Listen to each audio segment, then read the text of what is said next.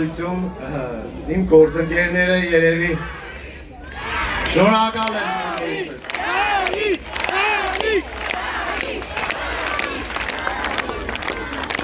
շնորհակալություն այսօր ամենակարևորը ուզում եմ ամփոփելով մեր քարոզարշավը ներկայացնել թե ինչպիսի տպավորություններ ունեցա քարոզարշավի ընթացքում մեր գյումրեցիների հետ շփումներ ունենալու։ Նախ ասեմ, որ ինձ այս ծանր բեռի տակ գյումրեցիներին ծառայելու քայլին մղել է հենց իմ որդին։ Երկար մտածել եմ, որ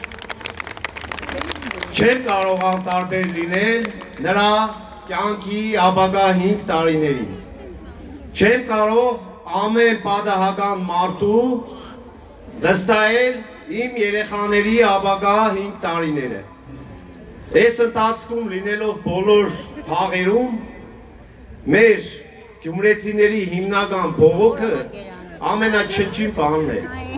Ցեխոտ փողոցներ։ Մարդիկ հիմնականում տուն չեն ուզում, աշխատանք չեն ուզում, հարստություն չեն ուզում։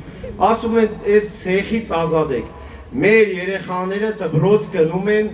2-3 կոշիկներով, որպեսզի հաղթահարեն ջրափոսերը,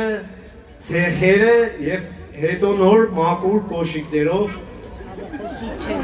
կարողանան մտնել իրենց մանկապարտեզներ ու դպրոցներ։ Ես չէի կարող այս ամեն ինչին լինել անտարբեր եւ հանդիպումների ընթացքում մի այսպիսի հետաքրքիր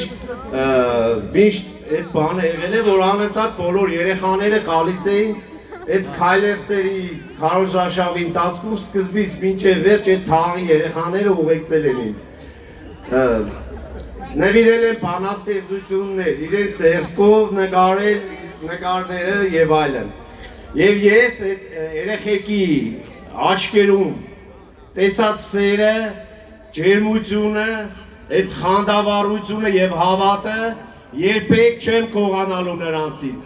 Եվ որևէ մեկը հանկարծ չփորձի գյումրեցիներին մեր երեխաների քվեն կողանա,